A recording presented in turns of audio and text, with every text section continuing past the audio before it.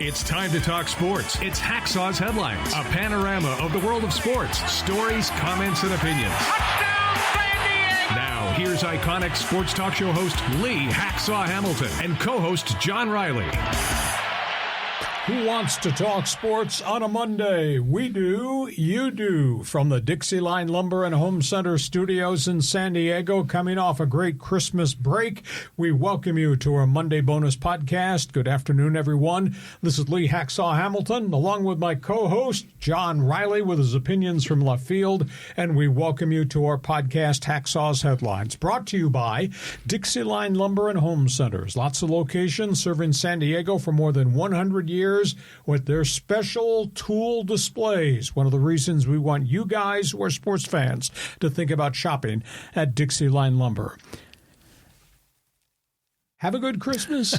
Damn right we had a good Christmas. Yeah. Happy holidays to you. Good to be back here in town. And our Christmas gift to the people on the podcast was the first podcast you and I ever did, the experimental podcast Hacksaw's History, and I guess you got some responses to it. Yeah, there's a lot of great responses, man. So hopefully we'll get into that, but lots of Hacksaw love back in the day. Yeah, we got an awful lot to talk about coming off this great sports weekend. We're going to cover Major League Baseball because we are baseball-centric. We still got big names out there in free agency. All things NFL. Here come the playoffs. Absolute ton of showdown games in college football. And, of course, when we're done, because we do sports talk the way I want it to be done on my podcast, topics on the table with opinions. When we're done, you take it over. It's called Fans Forum. John, for the people with us on live stream, how does it work? How does it work? Okay, this is your chance to get involved. You have a question in the world of sports. Really anything. We got a lot going on in the world of sports right now. So drop your question or your comment for Hacksaw in the live chat on X, on YouTube, or on Facebook. We'll get you involved in Fans Forum. Just a forewarning. I'm on the clock. I spent 18 hours trying to get back here from Minnesota and Michigan and didn't get here till 10 o'clock this morning. So somewhere in the middle, if I pass out, John's going to do the rest of the podcast with you because I got wicked jet lag. But we're ready to start. Let's talk little Major League Baseball out of the gate. You're like the postal service workers, sleet or snow or whatever it takes. All right, let's talk about the Padres. Who's left and what can be done? Burning question. We have now kind of turned the corner into the second half of free agency because we're a month out before the opening of baseball spring training. And to me, the Padres have roster issues. As we have tracked and talked, discussed the rumors, discussed the potential trades, discussed transactions, we're sitting here with a roster that's still got a lot of holes to it. Ryan O'Hearn goes to Pittsburgh. I would have never seen that one coming. I would have never seen anybody giving Ryan O'Hearn 2 years, $29 million, but that's what he got to go be the first baseman of the Pittsburgh Pirates. I hope it works out for him. I think he's a steady Eddie guy. That's a loss for the Padres. And now I'm reaching back because I think about a week ago I made the comment, you traded 6 top prospects to get Laureano and O'Hearn, and now O'Hearn's gone. And Laureano's solid, but he's not an all-star. You traded 6 prospects and only got one guy left. So there is no O'Hearn. I'm not sure what I believe or don't believe with the OKAMOTO trade. He, of course, is the Japanese third baseman. He's the second Japanese slugger out there on this free agent market. Padres are supposedly meeting with him this week. He's got to decide very quickly, right after the first of the year, where he's going to sign. Why do you want him? You got Manny Machado. You just signed Song, the shortstop, third baseman, second baseman. He doesn't play first, but why do you need OKAMOTO? I don't understand that at all. So that's a question. Bench. Who? Will Wagner, Mason McCoy. That's your bench? You're not bringing Iglesias back? You already lost O'Hearn? I don't quite understand the methodology there. And, the burning question is we are sitting here now that they obviously are keeping Pivetta and the fact that Michael King has re-signed and we hope he can be what he was before. So now we got 2 efficient starters. The question mark that is Joe Musgrove. What are we doing at 4, 5, 6, 7 insurance policies? And that free agents are off the board that this team could have signed. And are you going to trade somebody? Who are you going to trade? Cronenworth? Does that weaken your infield if you do that? So, I don't know. To me, it's the great question in the headline you built there, John. There's holes here in this roster right now, and we're past the halfway mark of free agency. I'm just throwing stuff out here. You tell me what you think. Am I pushing panic buttons? No. When opening day is not next week, but at the end of the day, so many players that come off the board. Your reaction to my stance on Padre baseball as of this hour? I'm just throwing everything out there. I'm just asking questions. Yeah, well, he plugged the hole. The Kings signing was fantastic. Yes. All right, you got to give him props there. O'Hearn, it was interesting. When they made the deal to get him, at the time, remember, we had no left fielder. And so Laureano was such a great fit for that.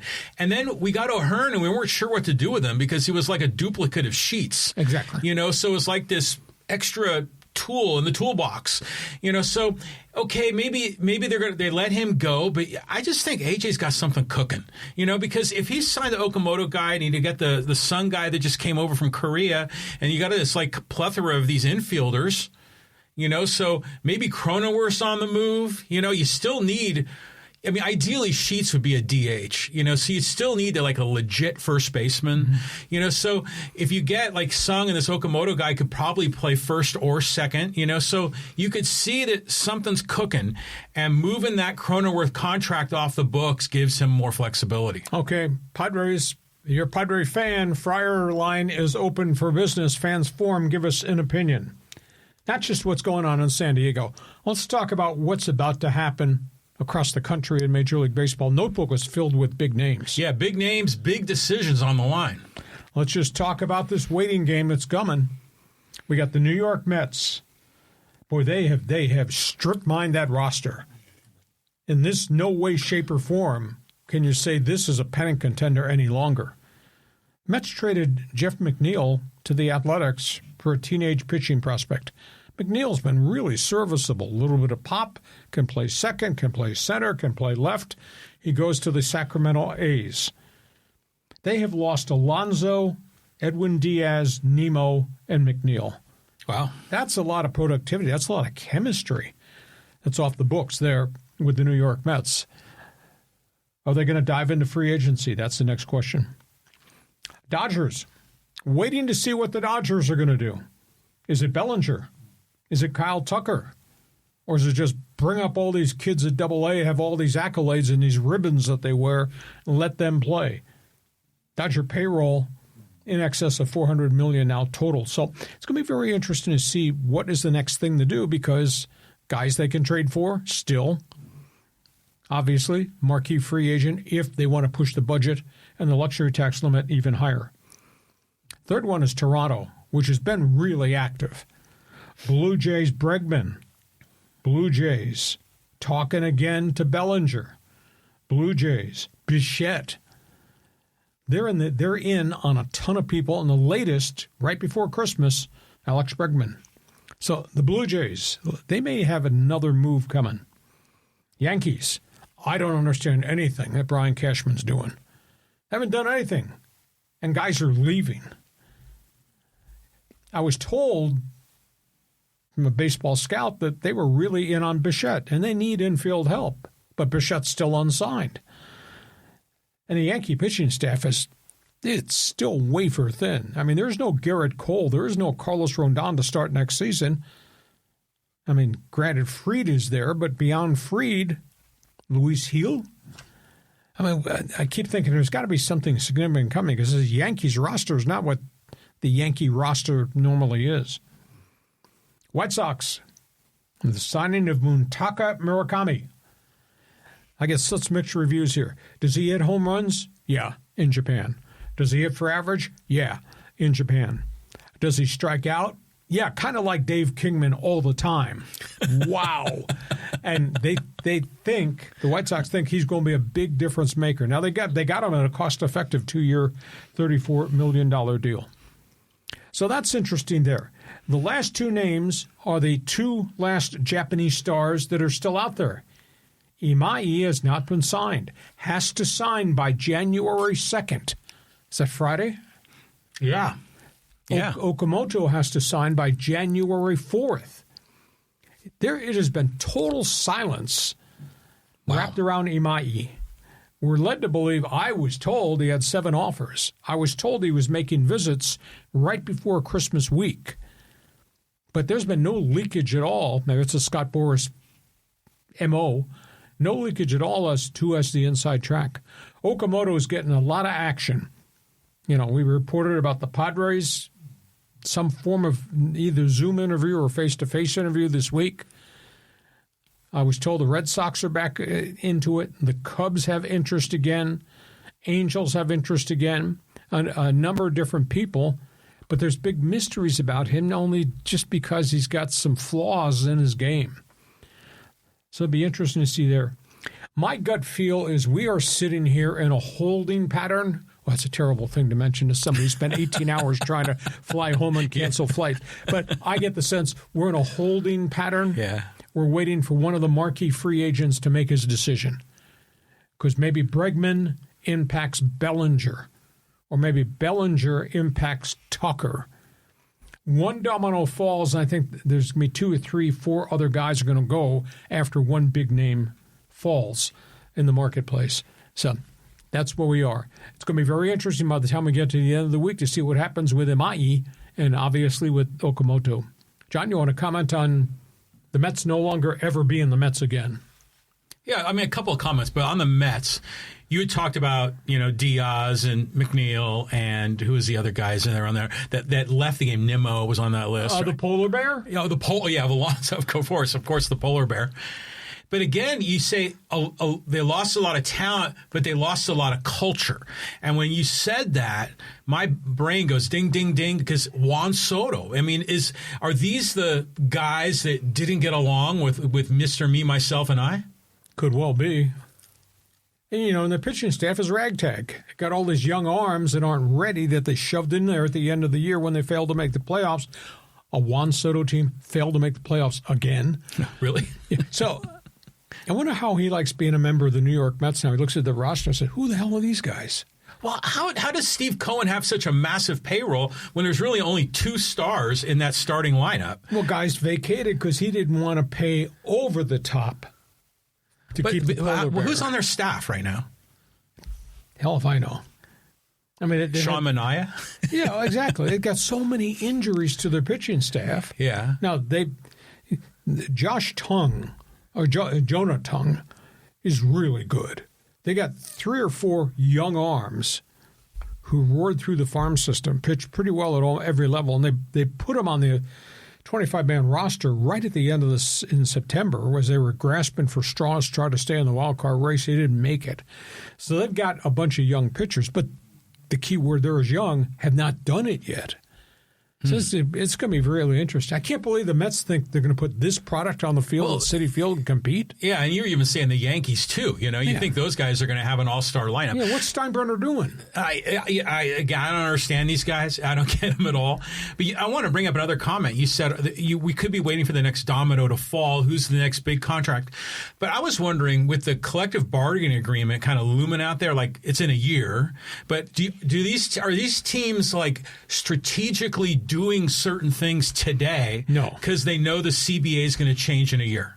The CBA may change, but it will impact everybody. Hopefully whatever they come up with will be good for the overall picture of baseball, just not good for Dodger Stadium or Yankee Stadium or Citi Field and the Mets or Fenway Park in Boston. So, no, you got to put a good product on the field. You got to spend money anytime. So I don't think the CBA thing, I don't think there's any validity to that whatsoever. If that was the case, the A's and Miami and Pittsburgh wouldn't be doing this. Yeah. Those small market teams have spent more money in the last 4 weeks than they probably spent in the last 3 years. Yeah, that Pittsburgh thing, signing O'Hearn, it was weird that they're paying that much money for O'Hearn to go there. You said $29 million for 2 years, yeah. you know. And then, by the way, the Dodgers, they have so many options. Like you said, they could go get Tucker. They could, trade for some other talent. They got all these young kids coming up with, best in class in AA. Yep. So they've got options coming out the wazoo. I mean, I think the Dodgers, seriously, I don't think they need to make any trades. They could just take the assets they have in Chavez Ravine and supplement with their farm, and they're going to be just fine. Who would you rather have if there's an outside acquisition coming to Dodger Stadium? You want Tucker, 273 career hitter, 25 home runs a year, solid. Bellinger, coming off a really good year in a big market, had a couple good years Dodger Stadium, some crappy years either side. Or do you just go get something different and use your currency in the farm system to go get Duran or Kwan? Who would you like? Because, I mean, they do have, I guess to a degree, a hole in left field. Which acquisition would you like? How would you do it? Yeah, I mean, there's all good choices here, because they're the Dodgers. I mean, they don't even need to trade anyone. But let's assume they did. If you have my pick, I would take Tucker over Bellinger because, the Dodger fans have had a run-in with Bellinger. I've seen that movie. Yeah, and so I don't think they want a repeat of that. And Tucker is, I think, a more, like you say, is a more versatile player, and it solves the problem with because you could put Tucker in right and then move Hernandez to left. But if they've got young kids coming up, I think that's always been the Dodger DNA. They've always had a Steve Sachs or a Mike Piazza or Eric Karros is coming up in the system. I mean, so just what happened to the Dodger way? Okay, here we go. Baseball fans, hot names here. We just gave you the laundry list of guys out there. I'm waiting for the first big domino to fall. And I don't know whether that's Tucker or Bellinger or Bregman, but I think when one signs, then you're going to see the others fall in place and move pretty quickly. Which one to you is the most marquee guy? Join us. Fans Forum chat box is open. We cover Major League Baseball because we're baseball-centric. We go from that to all things National Football League. Wow, have we got a lot to cover. We do, and we're going to kick it off here with the Chargers, and it's Justin Herbert versus the world. That's about the way to put it. Chargers lost to Houston. Chargers got their brains beat out by Houston. Chargers tried to come back, could not beat Houston. I guess the thing that's really gruesome is the Chargers had put together this nice record, and here they are blowing the opportunity to have a home game. That's what this was. They lost at home to Houston. They win that game. Anybody might be hosting a couple wild card games at SoFi Stadium. Now dude's got to go on the road. Period, exclamation point. And that road trip could take him to Jacksonville as a wild card. Could take him to New England as a wild card. Hell, and we all know that somebody's got to go through Denver, especially if you're a wild card team. And of Buffalo. Course, Buffalo too. So this will be interesting to see where this goes. Justin Herbert continues just to make big plays out of desperation, and everything around him breaks down. I mean, it was really pathetic, this game with Houston. C.J. Stroud, playing on the road in the noise factor, throws 43 and 75-yard touchdown passes in the first two possessions, and Boom. Houston is off to a 14-zip lead. Texans piled up 362 yards offense against Jesse Minter's defense, which had played well in weeks gone by. But boy, when you look between the numbers, behind the numbers, the defense, they had 9 sacks. 5 of them counted. 4 of them were voided by stupid-ass Houston penalties. They had 9 sacks of Justin Herbert. Wow. 5 quarterback sacks that counted in the books, 8 tackles for losses, 8 hits on the quarterback, 23 pressures on Justin Herbert. He had people on his face before the ball got to him in the shotgun snap. I mean, it was really poor. And how good was Houston when they weren't going after the quarterback? Keenan Allen and Ladd McConkey had 1 catch each. And how good was Houston's defense? The Charger running backs had 15 carries for 30 yards. I mean, that was a lopsided game. So, and Dicker the kicker, where'd this come from? This guy's been Mr. Automatic, 3 years in a row? Misses a 32-yard field goal, then misses a point after? Wow, the Chargers are not the same team, and now, having lost at home to Houston, they're going on the road in the playoffs. And I'll tell you, playoffs is a whole different level. You're not playing some lame-ass team starting a week from now. You're playing real people, and look what has happened to them when they played real people. I think the way this thing's going to fall, in the wild card, 2 plays 7, 3 plays 6, 4 plays 5. So the Chargers are going to finish the bottom end there. So I would think they're either going to go to Jacksonville or they're going to go to New England. Yeah. How tough-ass is that going to be for Justin Herbert? And they benched their starting left tackle, and they benched their starting right guard in the middle of that fiasco against the Texans. They're just not a complete team. I can't blame anybody. It's just the injuries have just wrecked them. And, it's not like finding shiny lights and Christmas bulbs on a Christmas tree. You can't go find a new left tackle, new left guard, right tackle. There's just no guys out there. And the guys that got out there were unemployed. And there's a reason they were unemployable for a bunch of time. So tough time. And now there's a sidebar question. All right, they're going to Denver, and here's the Broncos at 13-3. Denver's playing for everything because they could host every AFC playoff game there. So Bo Nix is going to play. Do you play Justin Herbert? You sit Justin Herbert, say, okay, give him another week to get healthy. We don't care if we lose this final game. We're going to be in the wild card mix. We'll just take our chances, but it's got to be a road game. So your reaction to what happened in Houston, your reaction to them screwing this thing up, as you would say, chargering. Right. And then you put J.H. out a quarterback up in Denver, or do you sit him for a week? Wow, a lot going on here. I mean, I just remember watching the game before it started. I was thinking, okay, the offense has got to have a good day because that Texans defense is so damn good. And I mean, I barely even blinked my eyes, and the Chargers are down 14-0. Yep. And I was like, oh, this is not good. And I didn't see them ever getting over the hump, to feel that you were on the front end of this game. They were always kind of chasing from behind. Herbert sometimes would scramble, like you say, take hits or maneuver kind of like the video game Frogger when you're trying to cross the street. He was dodging and darting around these linemen that are rushing him, and still he's hitting his receivers, and they're dropping balls. Yep. And you're like, this guy is Superman, but he doesn't have a full complement of talent around him. And so it just seemed it was doomed. And we said going in that this was a 5-week run the gauntlet, way to end the season. And if I recall, this is the 4th game of those final 5. And the Chargers won the last 3 weeks against tough teams. But then you face Houston, so a real defense can take them down. What do you do with Justin Herbert in Denver on Sunday? Or Sunday. Well, given that he's so darn injury prone, you think you'd want to protect him. But if they're going to be the 7th seed, I mean, what's the upside? Could they maybe be the 6 or the 5? Is that in the cards? Well, they're 6 right now. They could be as high as 5. I don't think they're going to be the 7th seed. Interesting. I don't know. Didn't when they lost in the playoffs a few years ago, wasn't that in Jacksonville? Yes. So that's a house of horrors. You don't want to go there. And you think anybody wants to go to New England? New England's going to be freezing cold unless you're Don Shula and you bring the snow machine, the snow plow to clear for Dicker the kicker. Hell with the weather. New England's all about Vrabel and Drake May. May just had a week. Yes. I mean, a weekend. He just lit it up.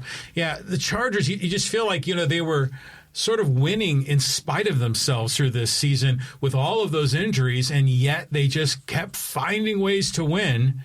They better get back to that formula here to finish the season. You're a Charger fan. Jump on board. You're in L.A. You're in Orange County. You're a Charger fan left behind here in San Diego. Your reaction. That game. Now, I did not have access to see it.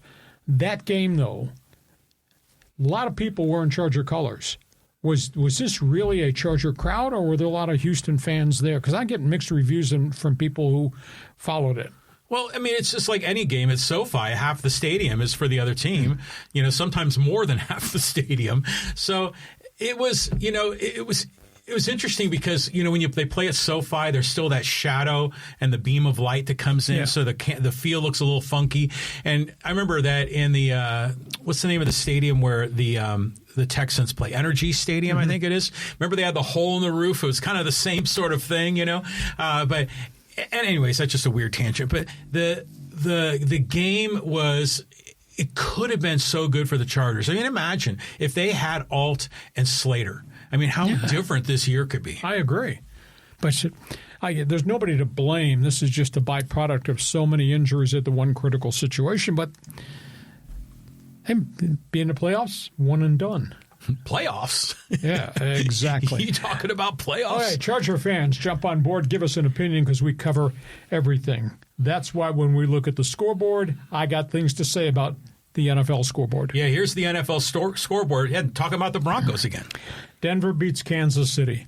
Broncos go to 13-3.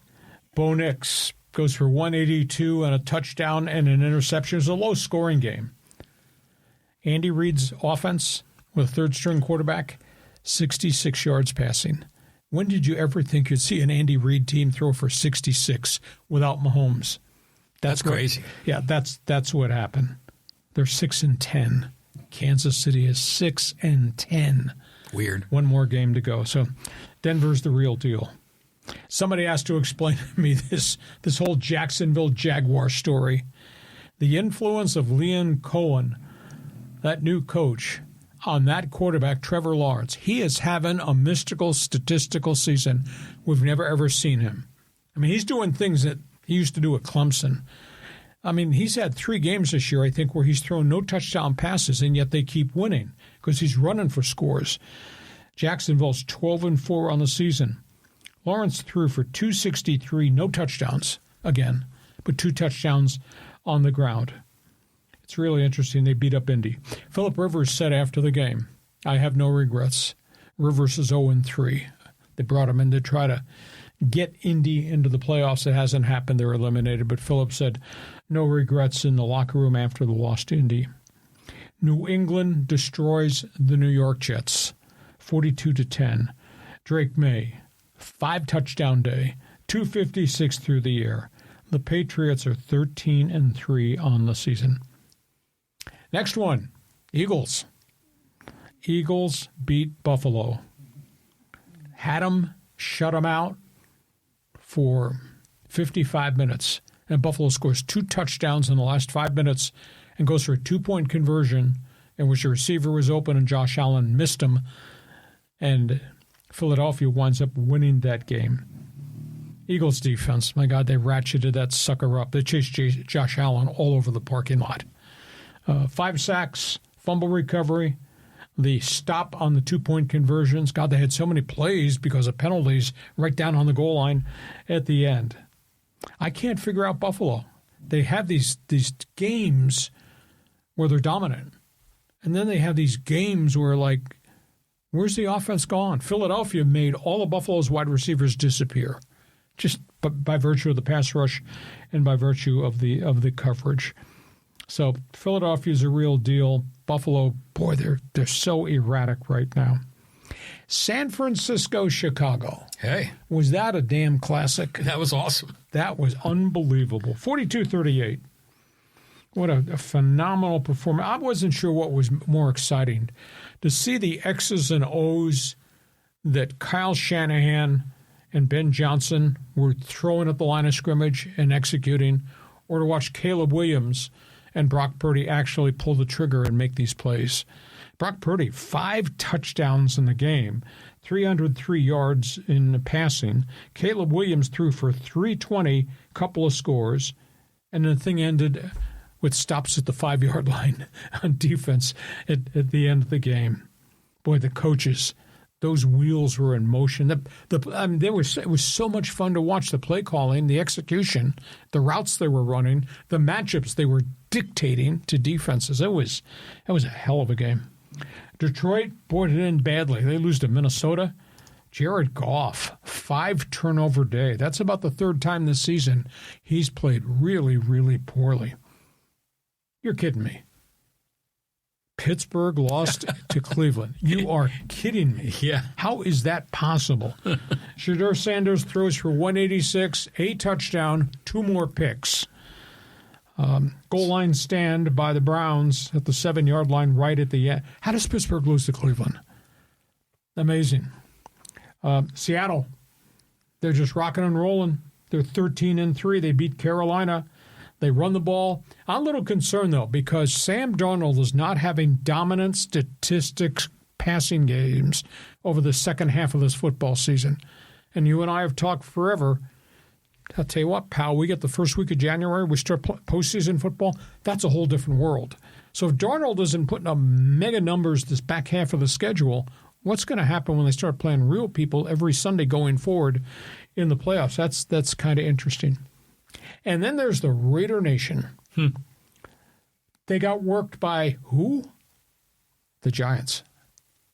The bleeping Giants buried the Raiders 34-10. Raiders are 2-14 on the season.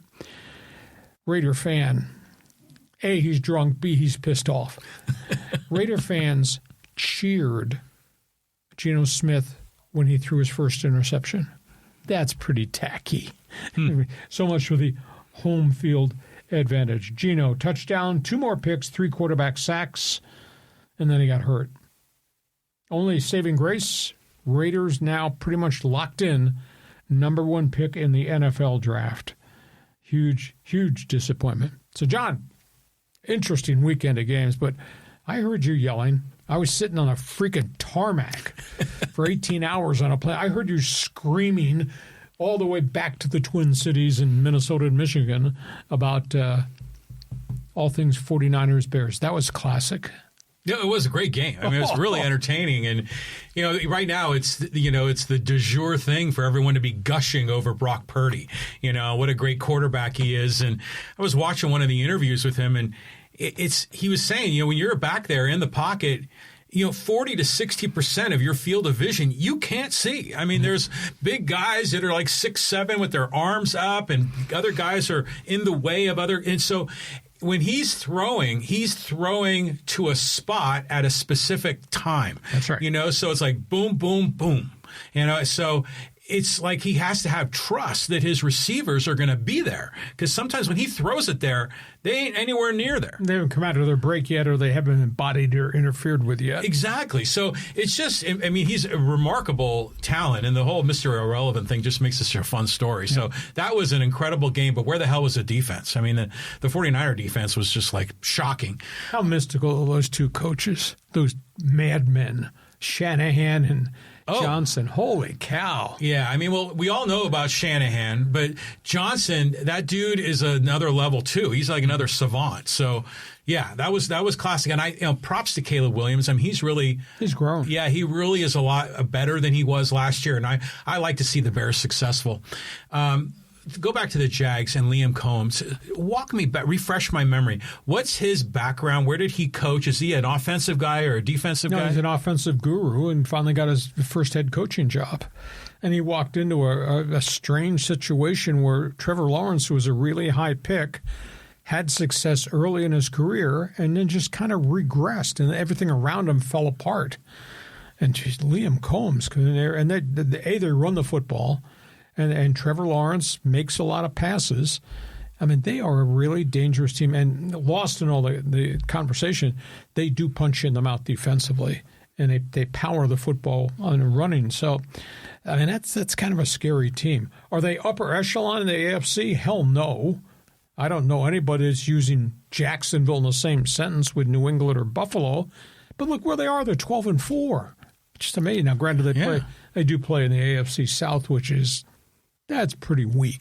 It's a weak division. I agree. But, Jacksonville has always been sort of like this stepchild of a team in the NFL. They're out there. Yeah, and so it's interesting to see them have some success. That Eagles-Bills game was really entertaining too. The defense for the Eagles was just crazy. But at the very end of the game, I'm like, why in the hell are they going for 2? I mean, they were getting shut down time and time again, throughout the game by that Eagles defense. Why would you take a risk for the 2-point conversion to win it?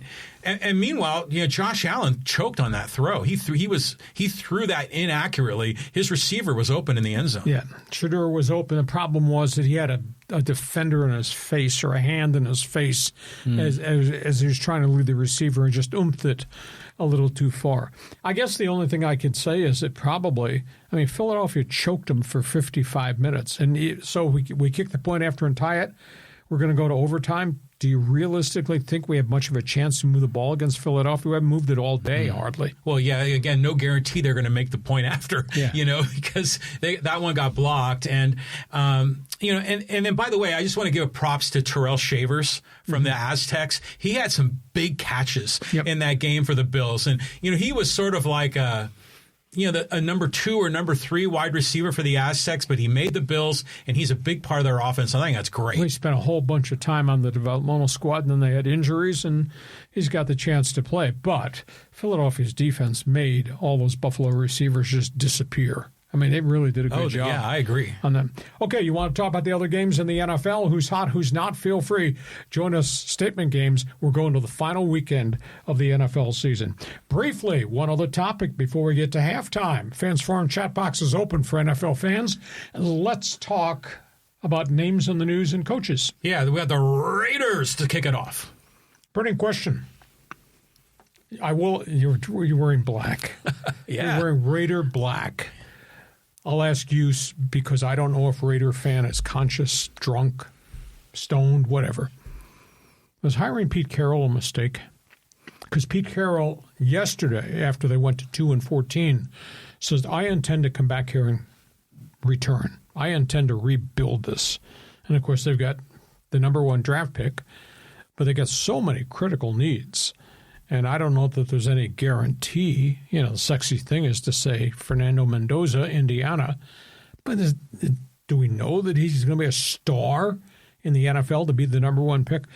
And they could get themselves some hellacious pass rushers or offensive linemen with their 2 number 1 picks. So you tell me, was Pete Carroll a mistake? So that's question 1. Second one. This thing has really bottomed out. They are 6-10. Andy Reid wants to come back, has indicated we will come back, but they're going to play their final weekend with no Mahomes, no Rashee Rice, no Tyquan Thornton, no Trent McDuffie, and, of course, the aura of it's just the final game that Travis Kelce is going to play. They're not the same team. And the last storyline is Cleveland. Nobody's talking to Kevin Stefanski about his future. Everybody's saying this is a freaking disaster. Even though Shedeur Sanders has made them competitive to a degree, although he's thrown way too many interceptions, but that's freelance football. I don't know what's going to happen. If Stefanski gets booted out, he might wind up with another coaching job in the NFL lickety-split because a lot of people still have the opinion he's a real smart dude in terms of running offenses. He just doesn't have much of an offense to run right now with the uncertainty at quarterback and a mess of injuries in the offensive line. Okay, smart guy wearing those colors. Hiring Pete Carroll, mistake. Your reaction to all things Kansas City. Era is obviously over. And what do you do about Cleveland? I mean, it's hard for the Raiders to make Pete Carroll was the kind of guy you need. I mean, granted, is he like a guru? Is the game passed him by? Is he getting old? You can make those criticisms, but he is a culture changer. He is a guy that has vision, has energy, so that's what the Raiders need, in my opinion. I mean, that roster is crap. I mean, it was crap before he got there. And so, by the way, they're going to have the number 1 overall pick. Fernando Mendoza, he's a talented kid, but I don't see him as like someone you build a franchise around. Yeah. What the Raiders really need to do is probably deal down, and pick up some extra picks because they need offensive linemen. Do they need a star quarterback? Sure, but I mean they have needs everywhere. So you're not going to build it all in 1 year. So maybe they need to focus there just on those defensive and offensive lines. Yeah, I mean this has turned out to be a disaster. But again, when Pete Carroll got hired, we were all amped. Yeah, we were praising the hire. But then free agency started, and all these guys left. they lost so many people on the back seven defensively. Their defense is deplorable. And then offensive line, they lost their left tackle, they lost their center. The other young guys haven't really grown in the offensive front. They just, to me, they're just so deficient in the player personnel end. Yeah. They need to reload the cabinet, and they got it's dusty in there. Okay. The guy with the opinions from left field wearing Raider colors is of the opinion the silver and bleak should trade at a number one, stockpile multiple number ones, number twos, and fix this thing once and for all. Okay. You got an opinion? NFL line is open. Fans forum chat box is there for you. By the way, Shedeur Sanders, I'm still thrilled for him. And, granted, you say he's thrown some interceptions, but he has made Browns football exciting. There's a different vibe around the team. That's a team that has a lot of deficiencies, a lot of problems. But, he's a guy you build on. And if the Browns were to eject Stefanski, he's not the problem either. I mean, it was the whole draft approach and all the extra quarterbacks and all the attention and Deshaun Watson. And there's a whole lot of check marks. Yeah, a lot of baggage with that team. So I kind of like the idea they should keep Stefanski and build with Shedeur or Dylan Gabriel, either one of those guys, But I think that's what's going to lead them to a better future. We are at halftime. This podcast brought to you by DIXIELINE Lumber and Home Centers. Lots of locations serving San Diego for more than 100 years. And the most unique thing about DIXIELINE is what they offer to you.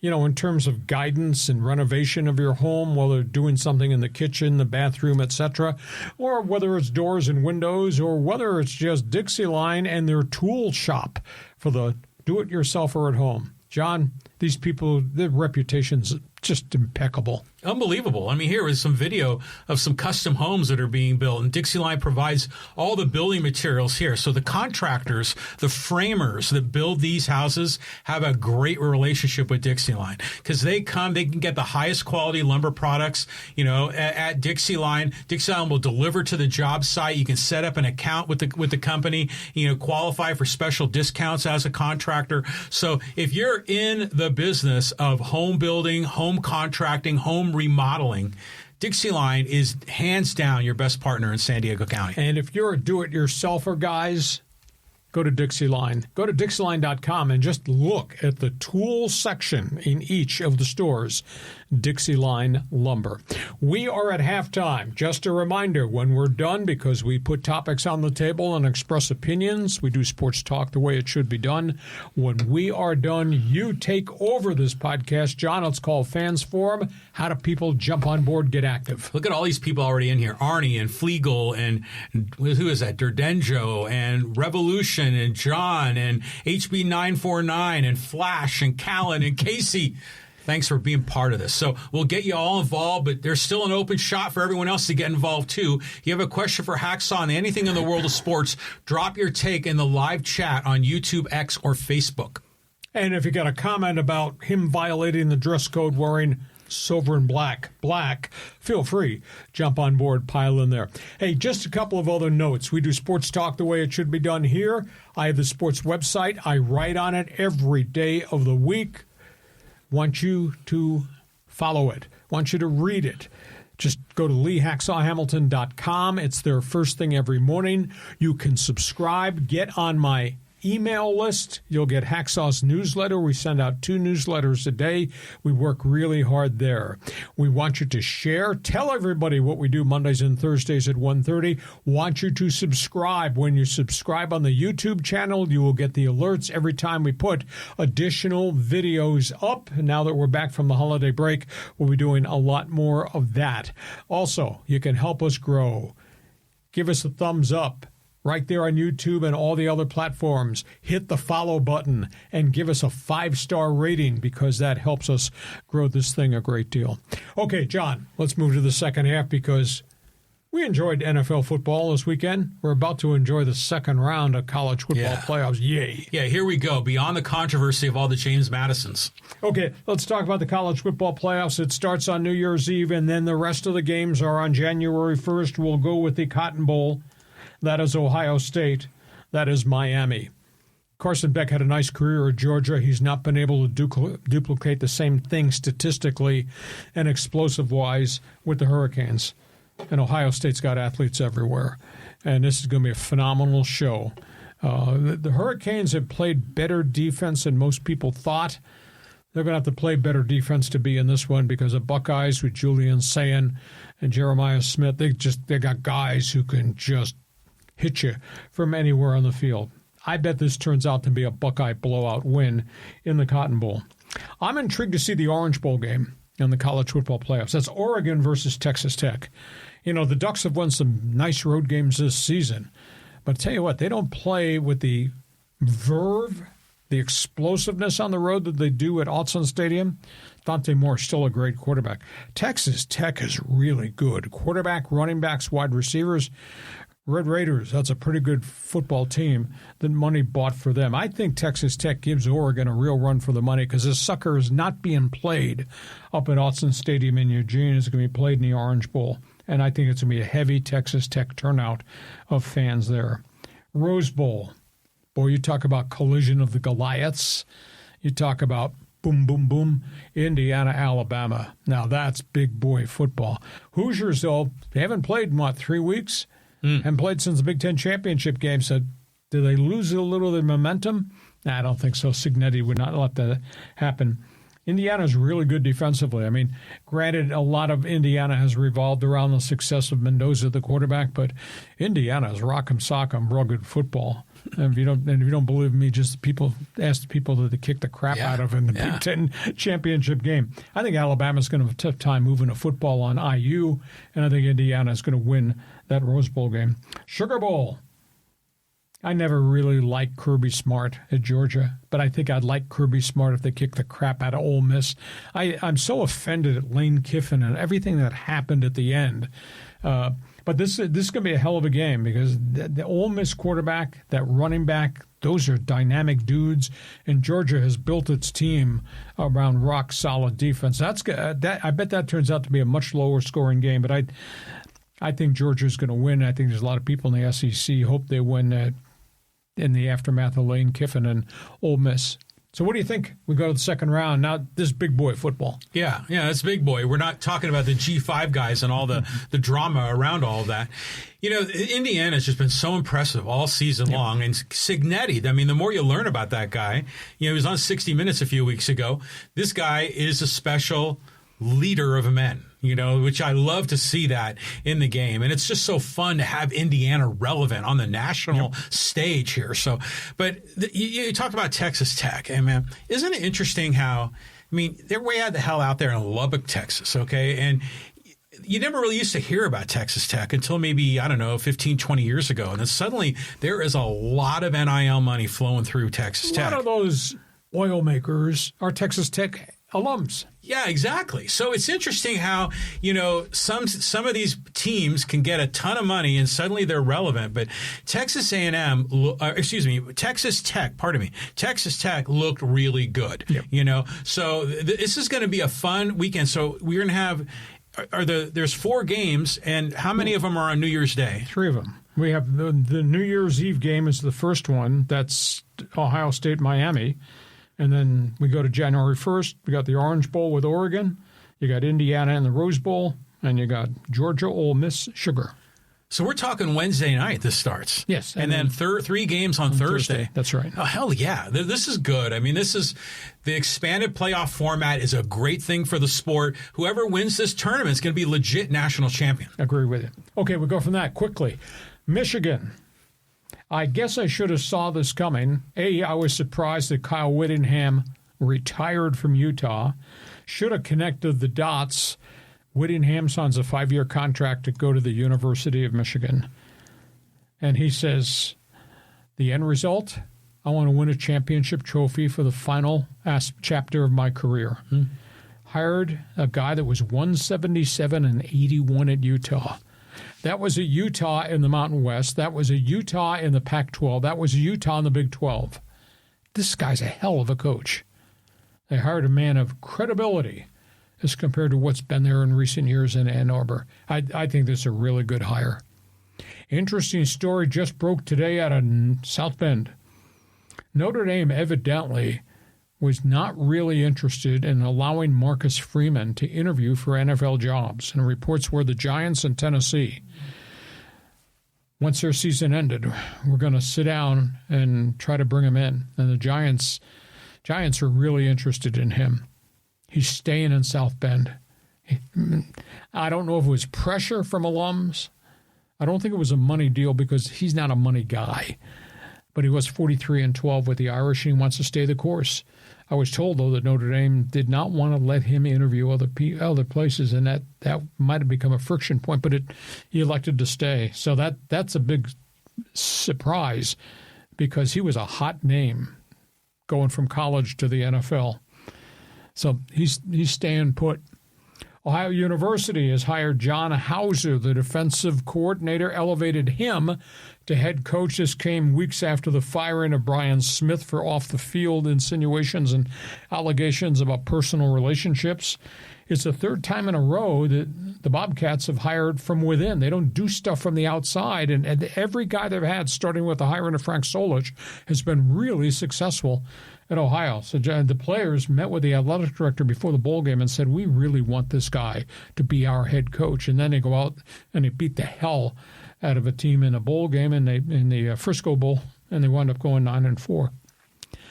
Aztecs, with apologies in advance, I don't want to hear anything about moral victories. When they got torched by North Texas, I could not believe how bad it was early. Did they come back? Sure, they came back late, and that was after North Texas pulled starters out, and the defense was made of backups, and the Aztecs kind of climbed back into a game that turned out to be 49-47. But no moral victories. We trailed by 15 points 3 times, 22 points another. The defense caved. I could not believe that North Texas had 618 yards in offense, and North Texas ran for 386. And Drew Mestecker, the quarterback, threw for 250 in his final game before he enters the transfer portal. Felt really bad for Bert Manuel. He had the big 75-yard touchdown run, had 177 yards rushing, got injured his shoulder, had to come out, but he couldn't throw the football. He can't. He's never thrown the football at all. I mean, you're in a shootout. You need quarterbacks who can throw the football. Did not happen there. He got hurt, and they've been dinged by defections. They had 2 defensive linemen who opted out and they're going to the transfer portal, so they're not playing in a bowl game. And then they've just lost Owen Chambliss, the great linebacker who really worked hard to become a really fine football player. He's gone to the transfer portal. I hear he's going to Nebraska with the defensive coordinator, Rob Ulrich. And Trey White's going to make his decision this week, and I think he's going to probably file to go to the NFL draft. And, of course, they didn't have Chris Johnson, their All-American cornerback, either in the bowl game. So it's kind of a crummy ending to a kind of a unique season. But now Sean Lewis is in real scramble mode. But he's got to stop the bleeding. He can't lose all these guys because he's facing some rebuild in the offensive front. And all of a sudden now there's holes across the defense. So you know what they ought to do at San Diego State? Because he's always talked openly about, if I were king, this is what I want. You want my NIL money? Mm-hmm. You sign a contract, you're going to play the entire season, including a bowl game. I'm not going to let you opt out. You owe me the whole schedule, which includes a bowl game or the Mountain West Championship game. Yeah, that makes sense. Impose that. I don't know if anybody else in the country would do it that way, but I was kind of surprised how many players opted out this time because he has sales pitched family and sales pitched how good this program is and loyalty, et cetera, and all of a sudden all these kids are disappearing on him. So that's a tough call. SC, Alamo Bowl game tomorrow. SC, Texas Christian. We're going to see Jaden Mayava. He's coming back next year to quarterback, but same set of circumstances. Mikel Lemon, Jacoby Lane, that's over 100 receptions between them. Not going to play. NFL draft, both of them. Wow. UCLA, Bob Chesney. That was an impressive conversation. Nico Imalieva, quarterback, has decided to stay. He's not going to transfer, and he's not going to go to the NFL. Nico is coming back, so there's a cornerstone that Chesney will build around at UCLA. I am a Leva. Yeah. Jet lag, shut up. So here, it's going to be really interesting to see how many James Madison kids, January 2nd, go into the portal, turn left at the stop sign, and come to the West Coast to play for Chesney at UCLA. So anyhow, that's what's going on in College Notebook. We talked about the bowl games. Go ahead and you start with Michigan Man, Notre Dame, and go from there.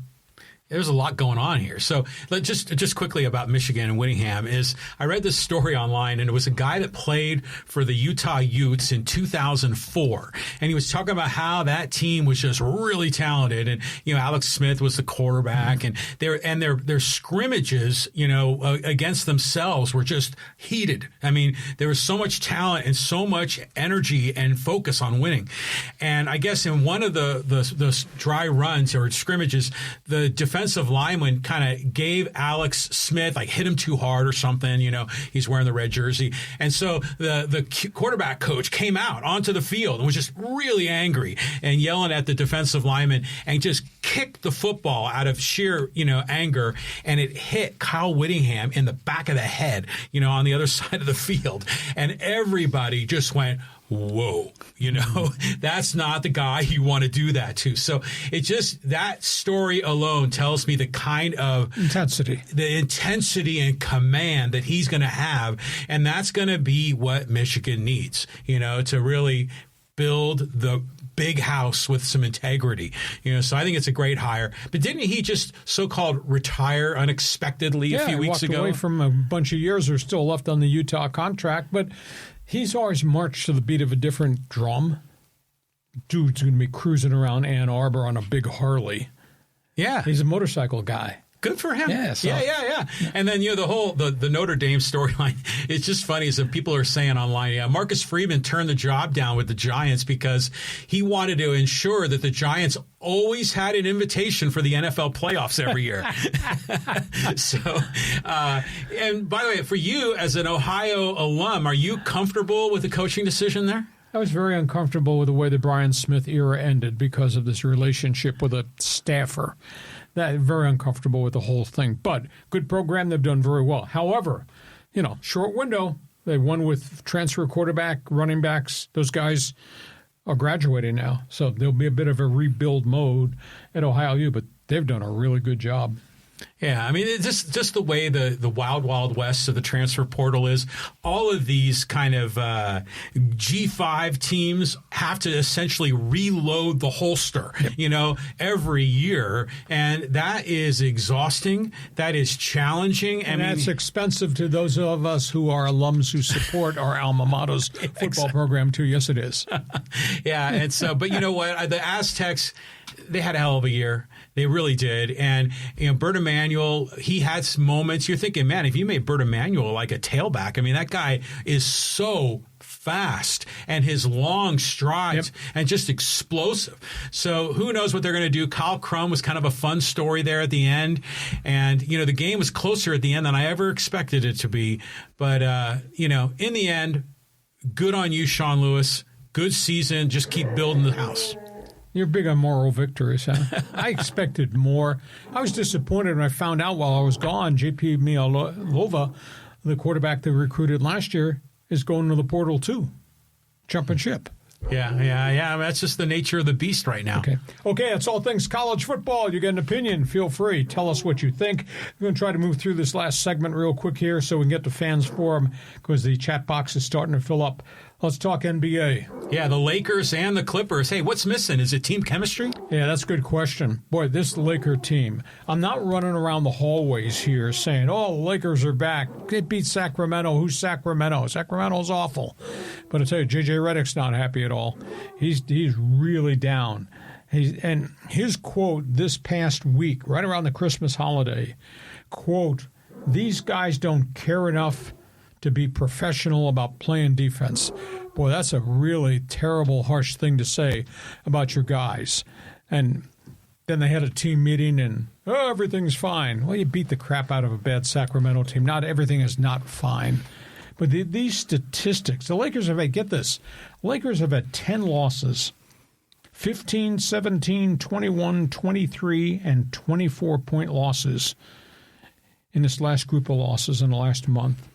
6 times they've allowed between 120 and 135 points in losses in games. I mean, that's no commitment. There's no work ethic. Please tell me, outside of LeBron's offense and Luka's offense, and now Austin Reeves is hurt, who else on the roster can you trust? I'm really disappointed in Ayton. DeAndre Ayton is playing like a big stiff. So they're just not the same team. So you have to answer the question for me in a second.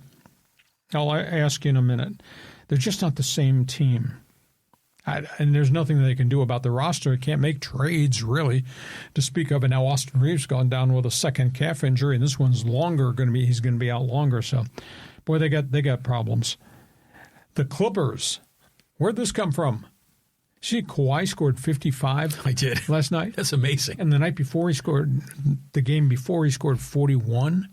And he's throwing caution to the wind in terms of health, load management. Not right now. Mm-hmm. He's playing 40 minutes a game, which I would have never expected that. But Kawhi's playing hard. Brook Lopez had 31 last night. Harden is still out there. So I just don't think it's going to be a good season, even though they've won a couple of games. So spin back to my question. What is missing in Laker basketball land? It's just LeBron is like such a – it's hard to find a way to make the whole thing work with LeBron. We knew DeAndre Ayton or whatever the heck his last name is. He had a big rebound night. He had 11 rebounds, in the game against the Kings. But that's Sacramento. But it was Sacramento. It's just like an enigma wrapped in a mystery, in a riddle, or however that old saying goes. Did you notice, by the way, that LeBron shaved his head? Yep. And for the longest time, he was like the representative of the Bosley Hair Club for men. And he was always like moving like sections of the hair in the back towards the front. And he finally just shaved it all. That's my son and I were watching the game. That was the first thing we commented on. Yeah. I just don't know where the commitment is to be a professional. A professional means not just getting paid on the 1st and 15th of every month. Professional means playing at both ends of the court. Yeah. We see a team with that payroll and that many named players getting blown out by so many games. Well, but it's a thing in the NBA where it's like defense. They don't really play defense in the regular season. Defense optional. Yeah. So, good on REDICK for trying to lay down the hammer, but he's surrounded by all these highly paid guys. He's only going to have so much juice. Does he deserve to be criticized? Or no. Maybe he just can't impose his will because these guys run the league. Yeah. I think that's the deal. Okay, that's all things basketball. Well, one more thing about basketball I think it was great is in the game that Kawhi scored 55, do you see the uniforms they were wearing? Yep. They were orange. Yep. So it was like going back to the San Diego Clippers days in the light blue and the orange. I'm thinking of like Bill Walton, back in the late 70s. And it was just... It took me a moment to when I saw orange on the Clippers, I was like, what the heck's going on? And I remembered oh yeah, this is a shout out to San Diego. Yeah, well, I remember the San Diego Clippers because I thought they really had cool colors. It was like a powder blue. Yes. And they had the nautical flags down the side of the jersey and the pants. That sort of really stood out. It was the only thing that stood out about San Diego yeah, pretty much. Clipper basketball. You're a basketball fan. Any commitment to play defense, lack of professionalism? REDICK got the right to rip the hell out of these guys? Or is this just a lost cause because NBA players run the entire NBA league?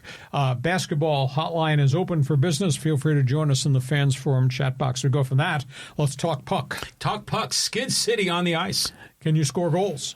Holy cow. The Kings have lost 6 of their last 8. Wow. The Ducks, who used to be in first place, they've lost 6 of their last 8. Nobody is scoring in L.A., and the Ducks have cooled down, and the Ducks' goaltending, which had been hurt, has really struggled.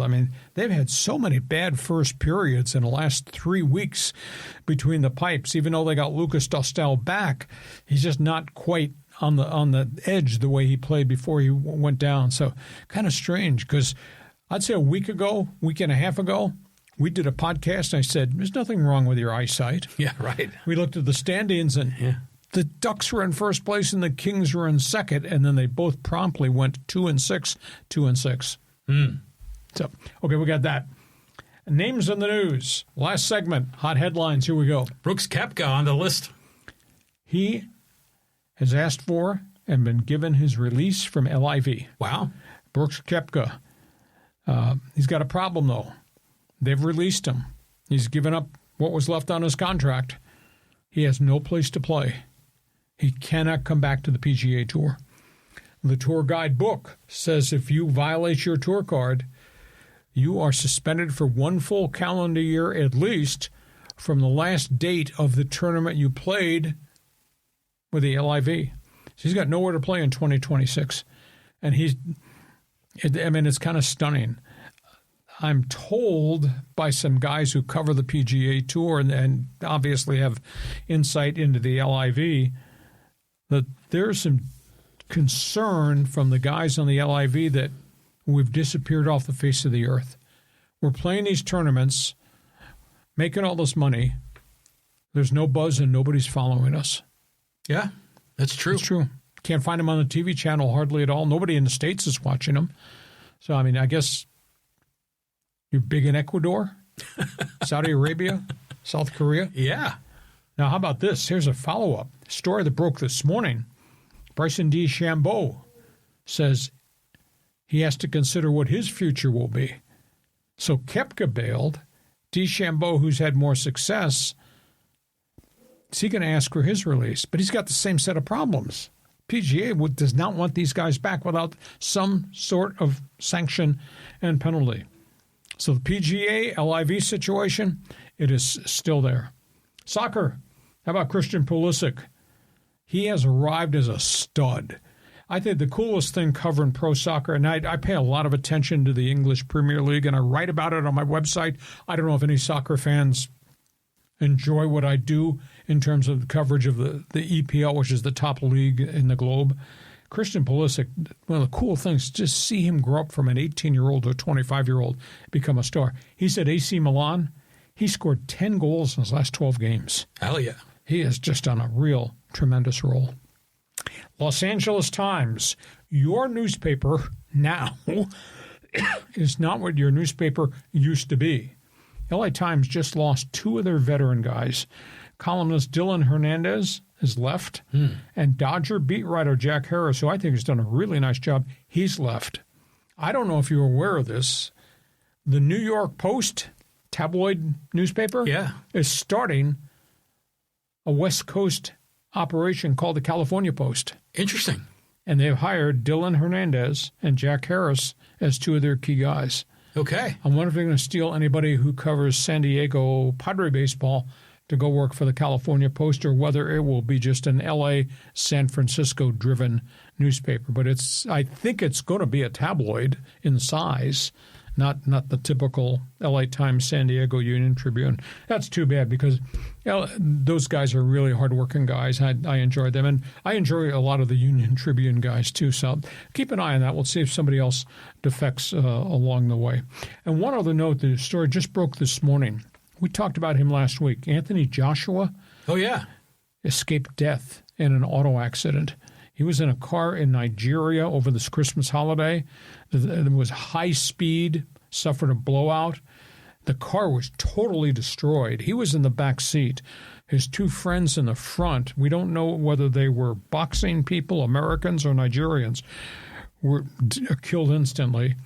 He is in stable condition with a bunch of internal injuries, but this guy just beat Jake Paul in that match, fraud, whatever you want to call that. But he almost died this week in Christmas holiday in Nigeria. He's in stable condition in a hospital. So there you are. You want to talk about the PGA LIV, Pulisic, or your daily newspaper? I'm just thinking about, Anthony Joshua. It's like maybe he got hit by Trump's Tomahawk missile that just went to Nigeria.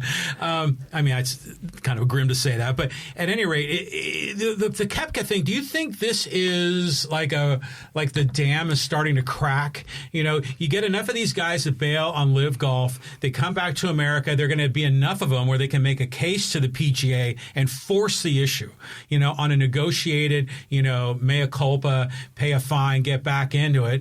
And then if we've got, Koepka, and then who was the other one you were saying? DeChambeau.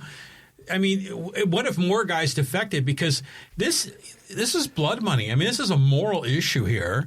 And golf was just so much better when everyone was like, in the PGA. Well, the LIV just announced about a month ago they're changing their format. I mean, they're not going to play 54 holes. They're going to play 72 holes like the PGA does. They got to change their name then, because that LIV stands for 54. That is true. And again, there's been no movement at all in the merger talks because they're stalled about what type of golf should it be. I mean, for some reason, the Saudis are of the opinion team golf is where it's at. I don't know anybody that thinks that team golf is where it's at that follows the PGA Tour, the Masters, the British Open, etc.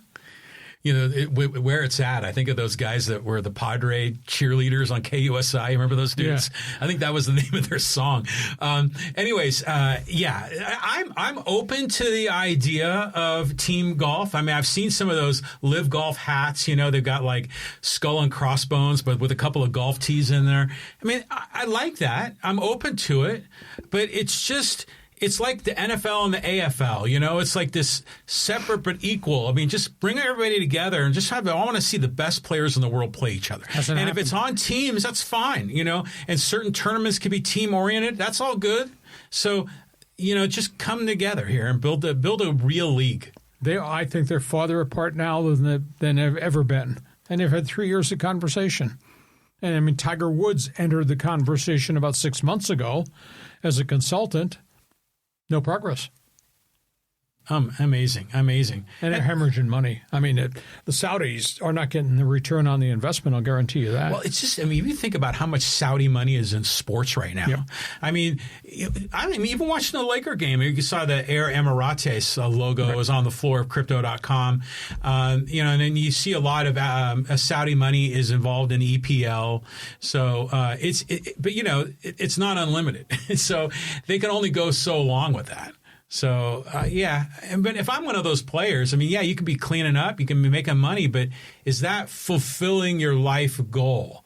If you want to be the greatest golfer in the world, do you want to do it, in a closet where no one sees you, or do you want to do it on the biggest stage? Yeah, when these guys are playing abroad, I mean, Mickelson's all about money in Mickelson's pocket. Dustin Johnson has totally disappeared off the radar, and all these other guys that have gone away. And they're not playing on the stage. They're not, with rare exception, do they play a Grand Slam event. They're not getting global points to participate in all these other mega events. And you want to be in the mega events with the great guys who are still playing, representing the PGA Tour. Okay, Fans Forum chat box is open. You got an opinion on any and all. It's your turn to take over this podcast. Podcast brought to you by Dixieline Lumber and Home Centers. Lots of locations to serve you in San Diego. You got projects, they've got materials, and go to Dixieline.com. Check out the tool centers at each of the Dixieline stores. When we're done with our opinions, you take over this podcast. It's called Fans Forum. John, take it away. Kick it away. And we'll start with music to my ears. Thanks for the donation. And by the way, you make a donation with YouTube Super Chat, you move to the front of the line. He says, Team USA has lots of MLB players, but other countries like the Dominican Republic, Venezuela, Puerto Rico, etc., not much representation. Will Smith and Cal Raleigh playing for USA. Who would you start? Good question. I mean, you're going to play them both. And there will be a DH, so maybe one of them Cal Raleigh becomes a designated hitter. This thing, I think, has really grown, but not all the countries are very competitive. I'm sorry.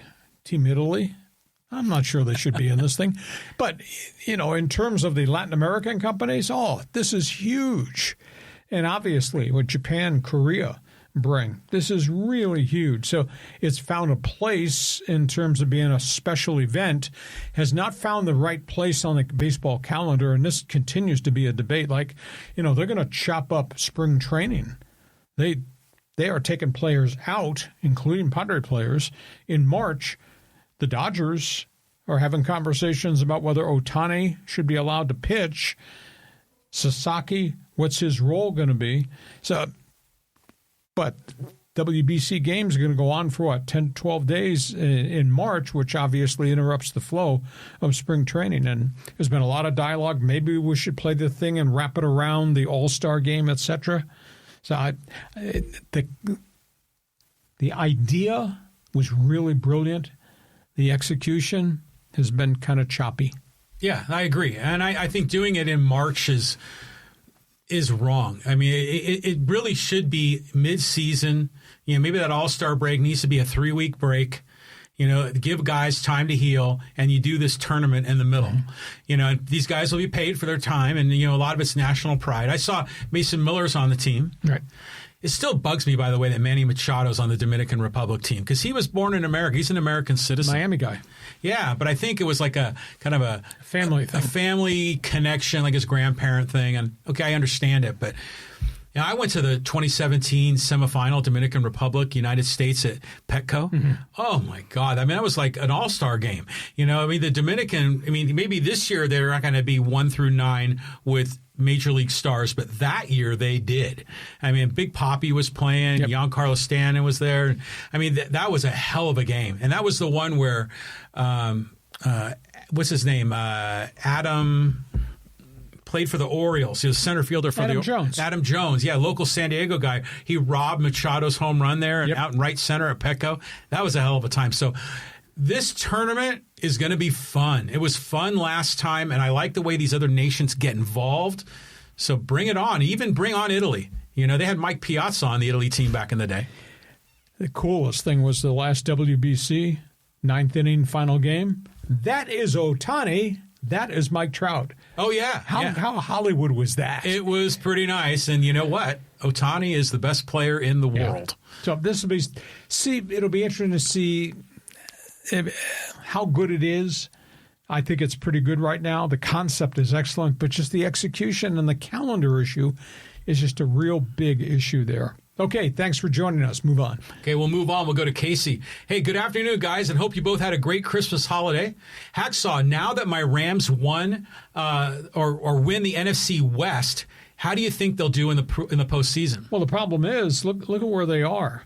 You know, as we sit here and had lunch today, Chargers are 6th seed in the AFC. The Rams are 6th seed in the NFC playoffs. They were just in the number one slot a few weeks ago. Yeah, and then they lost that crushing heartbreaker game up in Seattle, and they don't win the division. So now they're a wild card team, and what does that mean they play? On the road. In the winter. Yeah, oh, yeah, Chicago. yeah, you think Philadelphia. Yeah. Or obviously San Francisco. yeah, exactly. So it's interesting, though, where we've seen those kind of cases where teams can slip out of a very high ranking to near the bottom, like in an instant. Yep. You know, because the way everything is so tightly packed. But you got to believe that the Rams are still they're like studs. They're if you're a gambling guy in Vegas, I bet you the odds for the Rams to be the NFC representative have got to be the best. You know, they're the heavy favorite. The NFC teams are really good. That's heavy-duty football. I mean, we've got some really good AFC teams, but I don't see that the New Englands and the Denvers of the world match up to everything that the NFC throws at you. Well, for the longest time, it was the AFC that really had the uber talent, but the Niners, the Rams, the Seahawks, the Chicago. Bears, you got Philly and, whoever wins the South, which, by the way, good on the Panthers for having a good year here.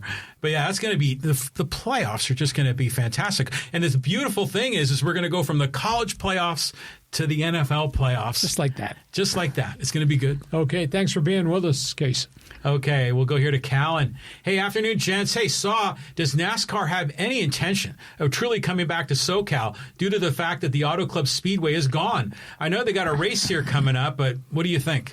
Well, at this point, this whole thing at Fontana has stalled. There was a downsizing of the speedway and make it a much shorter track, but they stopped the construction project. So I think economics have probably got something to do with that. But NASCAR, Coronado Island, it's going to be fun. I mean, I don't know how many people are going to be able to actually attend it because I think the capacity on that base is going to be very limited, but it'll be fun to watch it on TV.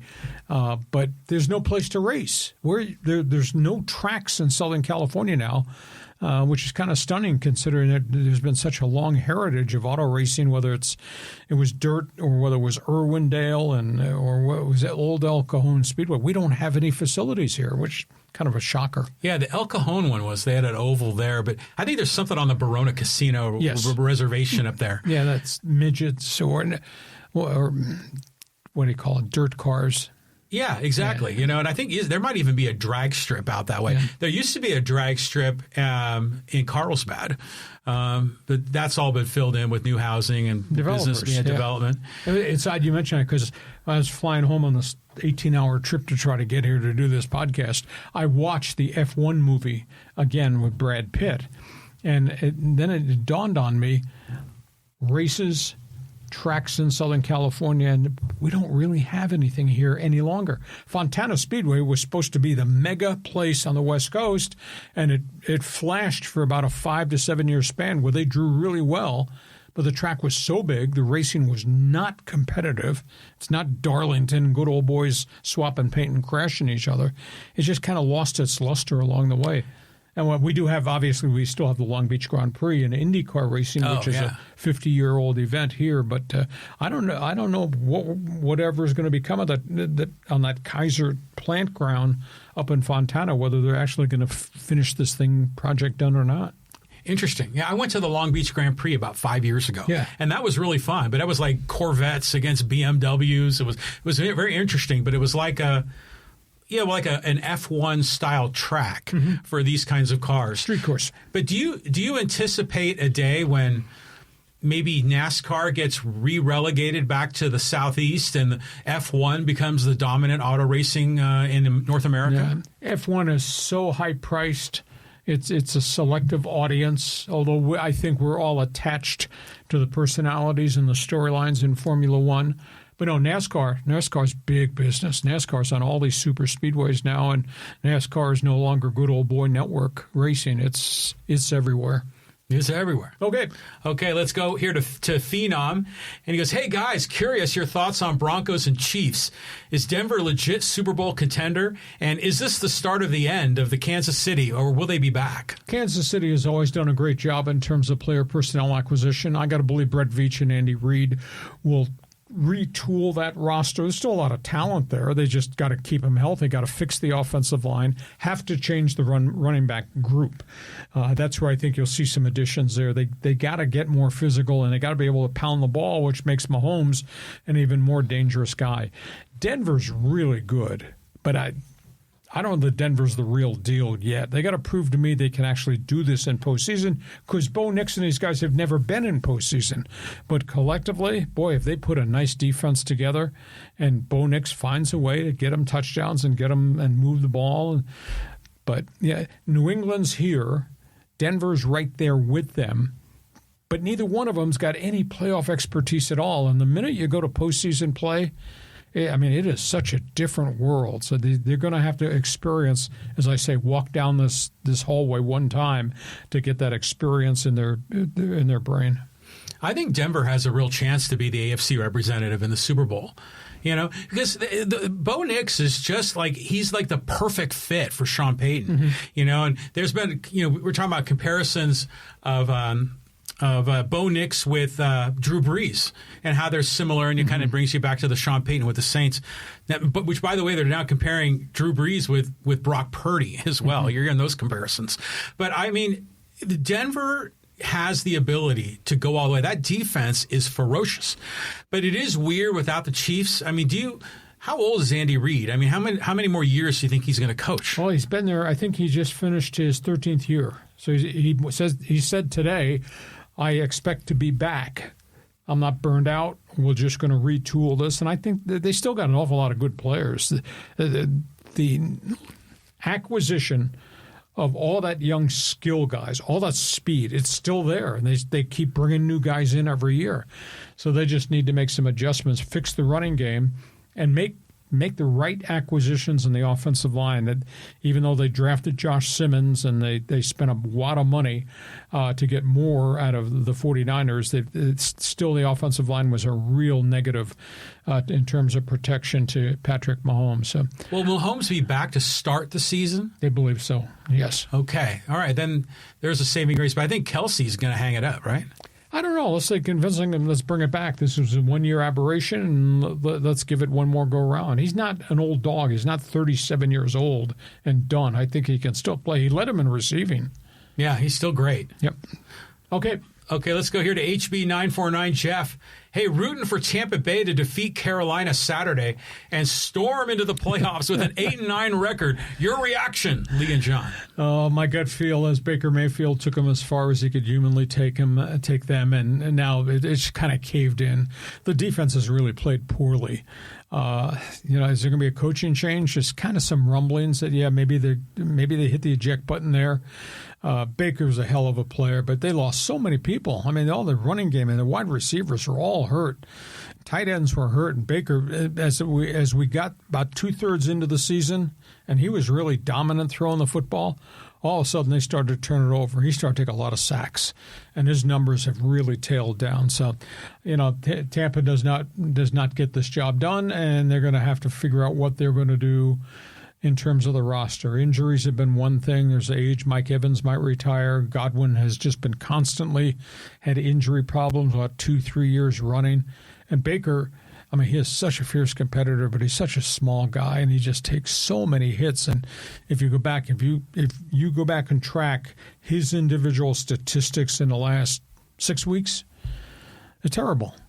Terrible in terms of touchdown, interception, sack numbers. It's all lopsided. And the first 2/3 of the season, the guy had a quarterback rating, I think, of 110, and was averaging. Their offense was really cooking. They're averaging in the mid 300 yards per game. It's just not that way now.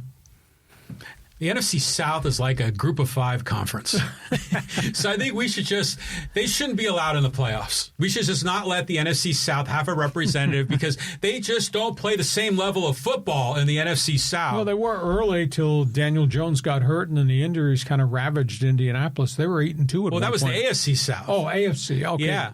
But the NFC, we always have this situation from that division. Well, I'll tell you how bad it was. Now, he referenced Carolina. Yeah. Your starting quarterback in Carolina, Bryce Young, threw for 49 yards on Sunday.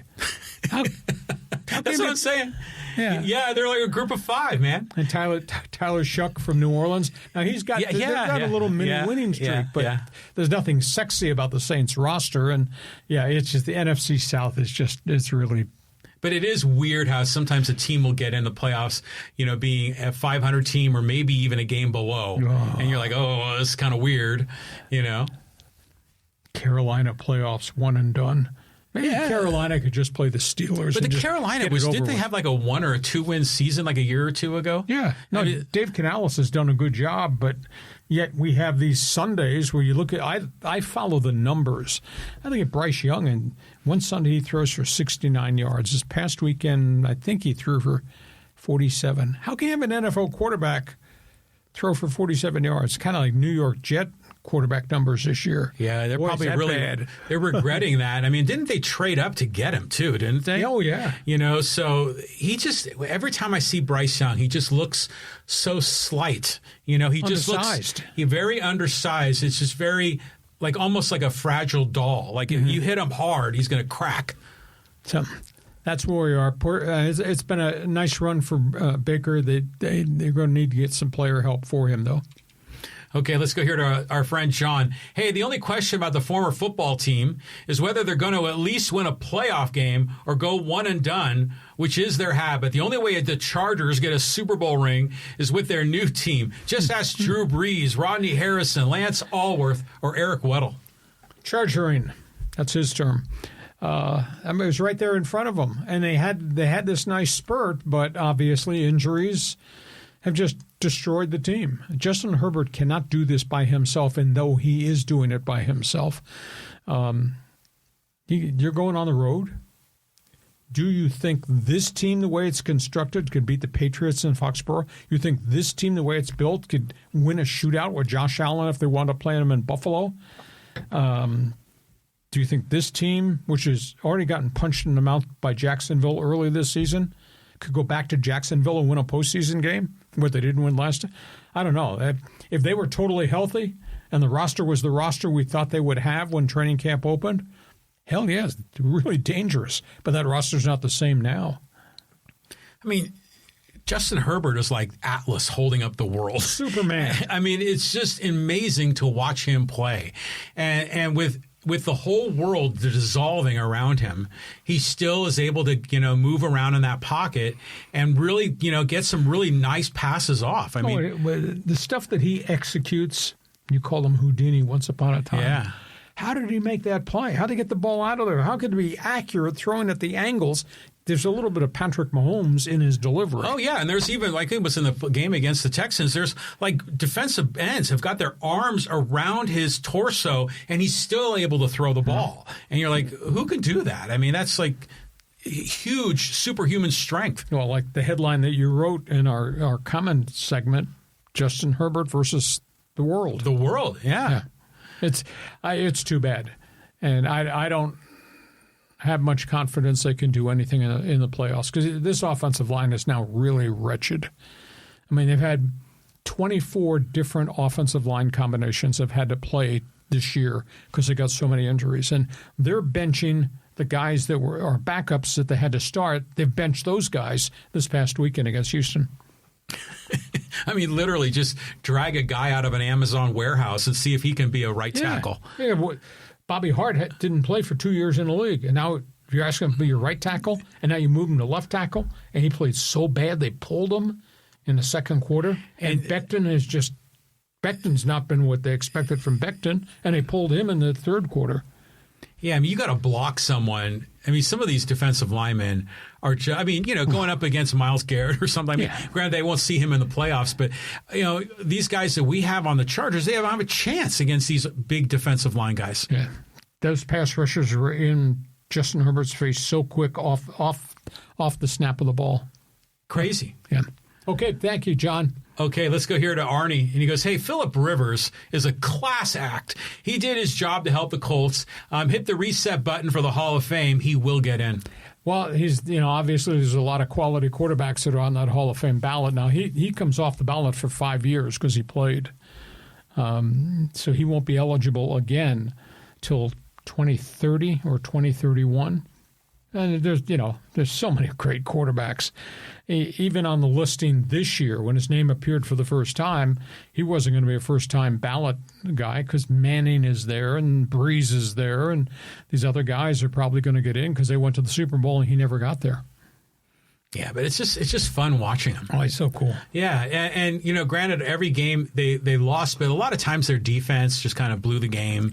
Now, granted, he doesn't have the most beautiful looking pass. A lot of times it's like a wobbling duck up there. Yeah, he doesn't have any firepower now. But it's just cool how he can, gets to the line and he's still, shouting out, audibles at the line, and he still gets it. I mean, I just keep thinking of the kids that are on the team that he coaches in high school. They must be so thrilled to see their coach just walk on a team in the NBA and actually make it happen. And compete. But he's not throwing for 284 like he did at the height of his Charger career. Well, yeah. I mean, but what do you expect, So it's just been a fun story. And I just get a lot of Phillip Rivers love, around the NFL. Everyone appreciates him. Even if he didn't win, it was just a really fun story. Is he done? Is he not going to play anymore now that they've been eliminated? Yeah. There's questions whether he was going to start the final game. Maybe they won't start him. But he said, on Sunday, he said, I have no regrets. He said, I gave this everything I could. They're 0-3 since they put him in the starting lineup. But he's limited as to how far he can get it down the field, which limits the scope of what they're doing offensively. The Colts fans got to be bumming, man. And they were really at the top of the list there for a while. They really were. And then Daniel Jones turned into Daniel Jones. Well, ruptured Achilles, just a fluke play. He didn't get hit. He planted a throw. The pocket was secure. It's planted and boom. Just terrible. Indiana Jones. Yeah. Now they're talking about Mac Jones maybe going to the Colts. Mac Jones, he's got a year to go on his contract. Frisco's going to probably trade him and get some asset, but he's played pretty well. Now, he's played pretty well for Shanahan. Prior to that, he did not play well. Not in Tampa, not in New England. So it'd be interesting to see. Shanahan, I thought, had a tremendous impact on Mac Jones. Now, if Jones changes teams, is he going to be able to duplicate this in Cleveland or somewhere else? Some of these other ragtag places, I don't know. Interesting. All right, thank you. Okay, let's go here to, who is this? Derjanjo. Hey, will you guys consider a meet and greet with us fans? How could we do that?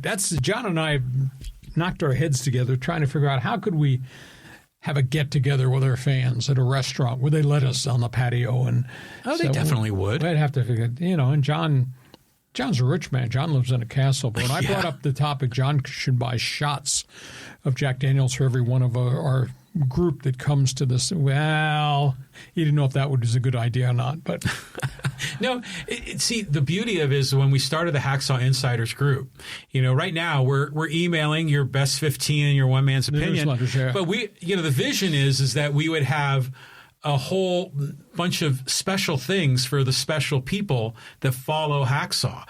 And one of them, I think a meet and greet would be great. I mean, we can just roll into sports bar someplace, or we have to get kind of an RSVP count so we kind of have an idea. Yeah. But that'd be fun to do. I mean, I just know for me, I was a big listener of your program in the 90s and in the 2000s, and when I got a chance to meet you, that was fun. I mean, just like, hey, Hacksaw, it was great. So I imagine a lot of the people would like the opportunity. Well, we'll put our thinking caps on. We'll just see what we can create for 2026. Hey, let's just do a sidebar here for just a second, because during the Christmas holiday, we needed a break, and we came up with the idea, let's do the Hacksaw History podcast, which was the first one that John and I ever did. And John said, we got phenomenal response from people who didn't know certain things about why I am the way I am and who I am and where I came from and why I did this and et cetera, et cetera. So I'll just let you take it and go, because you're the one that got all the input from people. Well, this is fun because when we met in July of 2022, and then that's when we did the first episode. Well, actually, it was it was July of 2022. You were a guest on my podcast, and that's where we met. It was an experiment. And as an experiment, and went really well. But, we had that still in the can, right? That interview. And so we ran it once before, but we just reran it again on Christmas Day, and then we ran the excerpts on Friday, Saturday, Sunday. And the response has been really cool. And there's been a lot of, Hacksaw love. Seriously. Here, let's post a few of them here. And this is from Rome Loves Dan. He goes, remembering discovering Hacksaw up in the suburbs of L.A. a little before the time of the Pete Rose betting scandal in the late 80s. Extra 690, what a signal. I liked his opinionated style and the high-speed sports wire. Absolute respect for him for being a pioneer of sports talk broadcasting. Well, thank you. We were the first one through the wall. Nobody had ever done it the way we did it. Nobody's ever followed it up to be able to do it the way we did it. And, hey, we were learning as we went and did it, and we built a really great radio station. I think the thing that makes my heart ache, we had something unbelievable at Extra Sports 690. A radio station was billing $11 million a year. And corporate radio came in, swooped in, and bought up 690 from the ownership and bought all these other stations, et cetera, and just started to chip away. And all of a sudden, the format wasn't the format that we had. And all of a sudden, guys started to leave. And all of a sudden, they started letting people go when their contracts were expired. And corporate radio, Clear Channel and iHeart, to this day, wrecked sports talk radio in San Diego. I firmly believe that. And it's not that I got let go, but everybody got let go. Eventually, we all got taken out. I got treated well when they said your contract is up and we're going to make a change. I got treated well. I was never bitter. I was disappointed. Couldn't believe that they were taking it off there. And then the station went away. And that's all on iHeart. And that's on what Clear Channel became. So it was, to this day, I just shake my head and said, you had something that was that great on a Mexican signal with a heritage, and you blew it up to replace it by this crap that's on the air now? You're kidding me. whatever. Well, there's a lot of factors involved. I mean, I know Clear Channel has sort of a cutthroat reputation, as far as, making cuts in the media, because a lot of people have been roadkill from the Clear Channel situation. But the whole radio industry is so different today than it was in the 90s. And now we're doing podcasts. I mean, the whole format landscape's changed. It's changed. So I think that's another big factor in this. But you're right. It was a great thing in the 90s. And I just remember, I just knew the lineup, and we had, was Scott and BR, were they doing the mornings then? Yep. Okay. And eventually they wound up being they'd gone through a lot of different morning concoctions. They wound up there, and then they too got exited like we all did. And they wound up going across the street when the owner, John Lynch, started the mighty 1090, and Scott and BR did a really good job for a whole chunk of years there. And then I eventually wound up going there. And then, of course, the coach, John Quintero, was there, and other people came in and out. But it never had the impact that 690 had. I mean, it was incredible. I mean, it was Steve Mason, I think, was another morning guy. Mason Ireland for a short time. Yeah, Mason and Ireland, John Ireland. And then, when Rome, I love Jim Rome. I mean, I think he was just so awesome, and his show was great for very different reasons that your show was great. And, all the gloss and he was definitely a lot more of a punk back then in the 90s than he is as an adult today on ESPN2 or whatever he's broadcasting. But those were the glory days. And it was like, I lived my life according to the Extra Sports 690, and then you top it off with the Charger broadcast on the weekends. I mean, those were good days. Yeah. The coolest thing was, our day parts were so radically different. They all came at the content from a different angle. I mean, and, I've told the story. Go back on the YouTube channel and find the history of Hacksaw that John just posted on Christmas Day. It's there. It's a long, drawn-out interview, but each of our day parts came at it from such a different angle. You never knew what to expect from one day part to the next in their opinions. Where talk radio today is, same old topics, very limited content, same old stuff. Ours was so radically different, and the personalities were just through the roof. I mean, you think about the Loose Cannons and the Steve Hartman and Chet Forty, and then Steve Hartman and Philly Billy Warrendale, and you think about Romy, and you think about the coach, John Quintero, and you think about the entourage of morning show hosts they had because they never quite figured out. Well, they even had you on the morning for a while, didn't they? At the tail end, at the mighty 1090. Yeah. 1090. Yeah, so it was a great run. It's too bad corporate wrecked it for everybody because we had, to my day, I'll go to my grave, I'll never understand why Clear Channel would take an $11 million radio station and destroy it. It just made no sense at all. Wanted to get out of Mexican radio. Maybe that had something to do with it. But why would you do that to something that successful that was so pioneer? Now, things change. I mean, WFAN in New York is no longer what WFAN was with Mike and the Mad Dog. Those guys are all scattered to the wind. And IP in Philadelphia and EEI in Boston and KNBR in San Francisco have all made radical changes. So LA Sports Talk Radio is kind of a mishmash. It's kind of different. But hey, we're proud. I'm glad you enjoyed it. Let's move on because there's a lot of more people who have got some opinions. Okay, you want to go back to the chat? Do what you want. Oh, do what I want. Okay.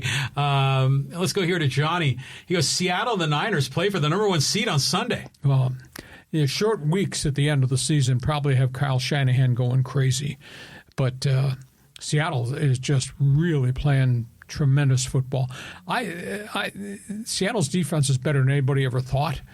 And I will say this, the back end of the schedule, Darnold is not putting up dominant statistics like he did early in the season. And we get to postseason, I mean, you're playing really good people every Sunday in the postseason. I wonder if Darnold's going to regress because he's throwing for 140 yards a game. And that's not what Sam Darnold did early in the year, not what he did in Minnesota. That's got to be lingering in the back of his mind, don't you think? Lingering in the back of the mind, a lot of us who cover the NFL. I hope it's not a repeat performance of this, but Seattle deserves success, okay? And it's been a fun story for Sam Darnold to reinvent his career, the success in Minnesota, and he's proved it again in Seattle. Mm-hmm. But that game, I mean, I saw there was some controversy if it was going to be the featured Sunday night game. Is it? Yeah. No. They're not making it. You think it would be a perfect fit. Pittsburgh, Baltimore. is the Sunday night game. Yeah. But of course, that's her first place in the AFC North, and Baltimore's gotten himself up off the deck, climbed out of the gutter, and they're 500 and trying to take first place. East Coast bias. That's what it is. Okay, let's go here to Michael. And he goes, the Lakers play no defense, but will be a top 4 team in the West at the end of the year. But then what happens when you get the postseason? You don't play defense and you don't win. They're going to go home again, and Laker fans say, oh, well, we had a good season. We got to the playoffs. No, it's about a ring. And they're just not working very hard defensively. And they got nagging injuries. I mean, LeBron's had 2 different injuries. Now Austin Reeves has re-injured the calf a second time. I just don't think it's a complete basketball team. Yeah, I really wanted DeAndre Ayton to be a great player in the NBA because I was so impressed with him at Arizona. And he's just been such a disappointment. Everyone seems to trade for him because of the potential. And it's just... Phoenix got rid of him. Portland got rid of him. And you look at what he's being paid to play for the Lakers, and he's not a difference maker. Yeah, so I mean, I don't get what Michael's saying here. I mean, how do you think they're going to fix this magically in the middle of the year?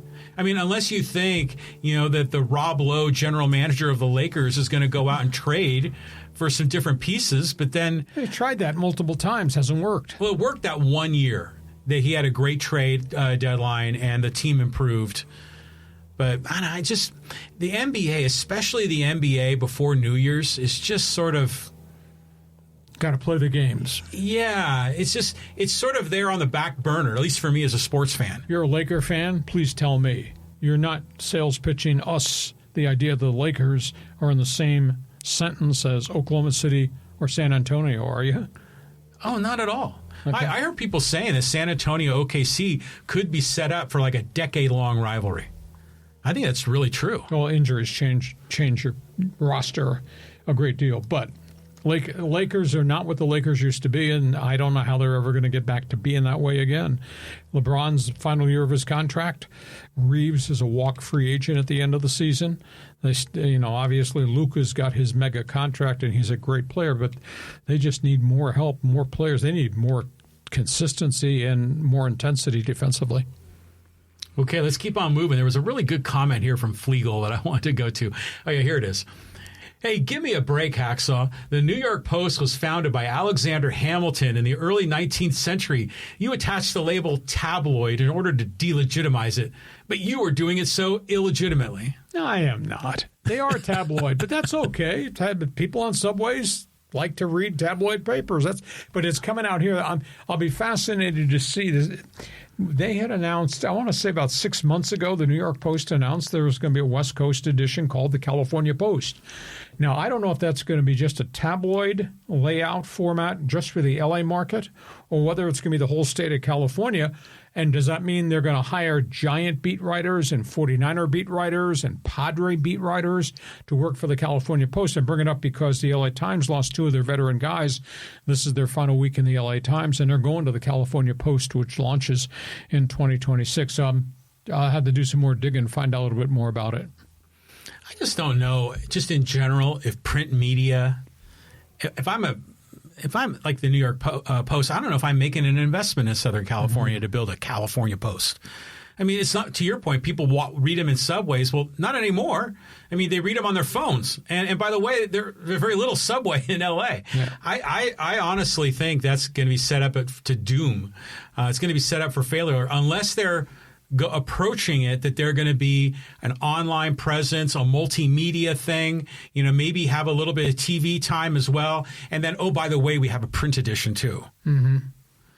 I don't know. I don't know what the concept is going to be. I do agree with you that everybody is doing this now. I subscribe to the New York Times and the Washington Post digital because I like the depth of reporting from a news standpoint, and the Athletic. But I don't know what the comparison number is for the LA Times print edition versus LA Times digital. I don't know what the San Diego UT, I know the numbers are down, what their print number subscription. I mean, I get the UT delivered at home in my driveway every morning. That's getting expensive now, though, isn't it? Sure. Because they print so much less. They're losing their economies of scale. Yes. So I just print media, man, that's like breaking out like the papyrus, that the Egyptians use. It's like it's really ancient. So I don't know. But I do like the idea of tabloid style journalism, especially, with Hollywood and TMZ and sports TMZ. I mean, you could probably make a way to make that content work.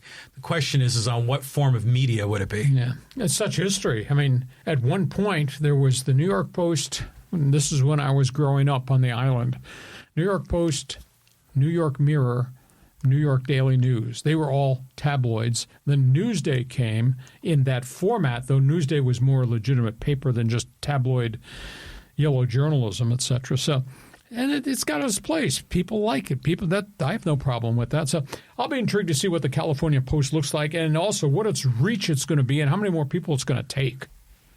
Yeah. Yeah, I mean, it's a big question mark. Okay, let's go here to Greg Burt. He goes, hey, Lee and John, who do you start to win a Charger game in their prime?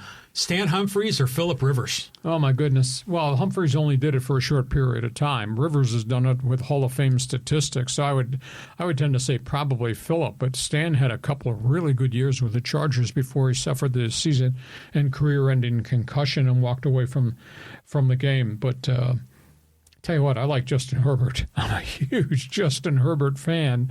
And the saddest part about what we're experiencing with Charger football right now is Justin Herbert's having to do a lot of this by himself. And, I mean, he's Superman. What his abilities to execute in the face of pass rush and make plays and take the hits, just unbelievable. Yeah, I mean, if he survives this offensive line and his career is, 4 or 5 years longer, he'll be the best quarterback in Charger history. Yeah. Herbert will be. And to answer Greg Burt's question, I agree with you. Definitely Rivers, but I loved Humphries. I mean, Humphries was a gamer, and he's kind of a stocky guy, Mad bomber. But he was a savior for San Diego back then. I remember didn't they get off to an 0-4 start that year, and then Beathard traded for him from the Redskins? They were 0-4 to begin Bobby Ross's first year. And they wound up making the playoffs. Yeah. And then obviously they grew, and then Humphries had the Super Bowl season. He was just a mad bomber and had real guts to hang in there and take hits. But like anything else in the NFL, you are one play away from the end of the season. Yeah. And that happened. Yeah, he was special for San Diego sports history. All right, let's go back to some of our social media comments. And here's a comment about the Padres. This is from Gabriel. Hey, don't hold your breath on IMAI as a Padre fans. I remember when you all were talking about being in the mix for Ohtani. IMAI doesn't want to come to this train wreck. I say he's going to Seattle. Seattle's name has not been mentioned, and Seattle's got pitchers stacked top to bottom. Seattle has no need for starting pitching, so I don't see that. We had heard San Francisco, but I don't know if something's changed there where they kind of put a lid on Buster Posey in terms of extensions and contract signing bonuses. IMAI to San Francisco would make a hell of a lot of sense from a cultural standpoint. I mean, a phenomenal number of Asian Americans, the Pacific Rim, who live in the Bay Area. Wow, would he be a focal point? But that thing's kind of gone away. I don't see him fitting the Dodgers right now. Angels would make a world of sense, but that's that owner, and is that owner going to pay that kind of Scott Boras money to get him IE? So I would have thought he would have been a West Coast guy, because I think you can sell the climate of this baseball, sell the heritage of Pacific Rim players here, and sell the ability to execute endorsements if you're playing on the West Coast a lot better than if you're playing on the East Coast. Well, it seems like Preller is sort of in on a number of Japanese players, because is he in on this OKAMOTO thing? So it wouldn't surprise me for Preller to pull one of these out, because there aren't a lot of, I guess, free agent signings that are all that sexy anymore. Well, most of the marquee guys, except maybe Bregman or Bellinger or the pitchers are off the board. Yeah, and that's what he needs is a pitcher. So he's going to have to do something different. But nowhere in the vocabulary of Scott Boras' San Diego discount verbiage anywhere. No, he'll get. He wants top dollar. I don't know how much flexibility he has. Maybe that's why the rumors about Cronenworth being traded. It wouldn't surprise me to be blown away by something wild from A.J. Preller. Time's ticking away here, though, because a lot of the names are off the board. Okay. Okay, but again, they have to make a decision. Somebody has to make a decision on IMAI by the 2nd, and OKAMOTO, his window closes on January 4th. So that's Friday and Monday Exactly. for those of us that get confused on the calendar days. So there will be signings with those guys. Okay. Okay. Let's go here to Pete, Dodger fan here. He goes, I'll never apologize. For what? They stole our 2017 and MLB didn't do anything. 2020 called it a Mickey Mouse World Series. Now they're ruining baseball? Dodgers? Ruining baseball and win 100 more. Now, is that pro-Dodgers or anti-Dodgers? He's pro-Dodgers, but he doesn't like it when they think that the Dodgers need to apologize. Well, that came out of Andrew Friedman's mouth. He kind of triggered that whole controversy. He said at the general managers meetings, we don't have to apologize for who we are and what we're doing business-wise. And he was also the one that made the crack, was kind of looking down the 405 towards San Diego when he said, we don't worry about winning the trade deadline. We win in October. That was a burn right there, man. That was, if you're a Dodger fan, you don't need to apologize. I mean, that's what everyone wants. Everyone wants to tear down the top dog, right? Everyone wants to make the top dog bend a knee to someone else. Wouldn't it be something, though, if the Dodgers' success via spending spree changed the whole concept of Major League Baseball's economics? Well, I suspect in the CBA something's got to give. Mm-hmm. Whether it's a floor or a salary cap or something. I think that you're going to see ownership push back, and we'll see what happens. Hopefully, they don't kill the golden goose. No, I don't want to hear about a work stoppage. No. Everybody's making money. Revenue streams are at an all-time high. Attendance at an all-time high. TV ratings at all-time high. And what's going on in Japan, marketing baseball has never, ever been seen before. Why would you stop that? So there's some saber rattling going on. Common sense, sit at the table and find a formula that works for everybody, because everybody's making money now. And all you need to do is look on the other street corner to see the NFL, the NBA, and the NHL all have it. They have a hard cap, and they have a floor to spending, and they're at all-time highs, too, in terms of gross revenue, ratings, etc. So don't stop baseball. Find a way to make this work. All right. Okay. Hey, listen, we're going to wrap this up. Want to thank everybody for the kind comments you made. The Hacksaw History video is still on the podcast on the YouTube channel. Go watch that if you have some downtime. You really get a kick out of who we are, what we did, why we became what we became. And our thanks to John, because he's the one that kind of created the whole first podcast. It was an experiment, and it's really taken off. I want you to tell your friends, share with everybody that we're on Mondays and Thursdays at 1:30. Want you to subscribe, give us a thumbs up, give us a 5-star rating, hit the follow button. You can't believe how much that helps us grow this podcast as we march towards the 4th year that we've been together talking sports with you. We'll be back on Thursday. We'll be right in the middle. Oh, no, wait, we won't be back on Thursday. Thursday's New Year's Day. Yeah. So we'll have to figure out what we're doing on Friday. Well, I'm available on New Year's Day, but we got a lot of football games going on that day. You're not going to interfere with my game. Right. So we got, maybe we might adjust the time slot. Maybe we do Friday. Something. We'll talk about it. We'll send out messages and let you know. But we're here Mondays and Thursdays at 1:30. Podcast brought to you by Dixieline Lumber and Home Centers. Lots of locations to serve you. Go to Dixieline.com to see all the things they have to offer. Don't you wear silver and black again? What's wrong with you? Touchdown, San Diego. John, have yourself a great afternoon, and looking forward to the playoffs this Thursday, Friday, or Wednesday, Thursday, and obviously what happens in the NFL. And we'll let you know about what we got planned for the great sports weekend. Happy New Year. Same to you. Happy New Year to you. Thanks for being with us on Hacksaw's Headlines. Join us again for Hacksaw's Headlines on YouTube, Facebook, and Twitter. And find the audio version on your favorite podcast app. Touchdown, San Diego! For more content, go to LeeHacksawHamilton.com.